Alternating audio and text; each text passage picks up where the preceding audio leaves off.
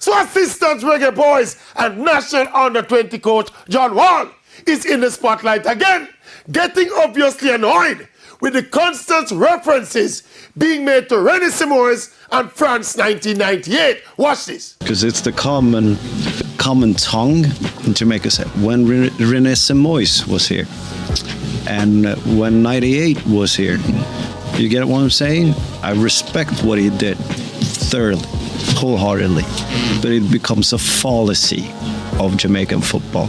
You think you can do the same kind of thing 25 years later, but the main fallacy is don't live in the past, try to look at the future and take accountability for, take decisions for the future, not dwell on something in the past.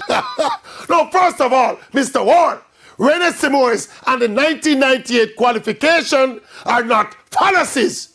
They are pioneering realities and will always be the reference points for Jamaica trying to get back to the World Cup.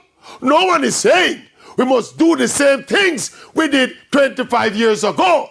But to say or even to suggest that René Simoes and France 1998 should be condemned as some kind of forgotten history, Mr. Wall, that is a bad call.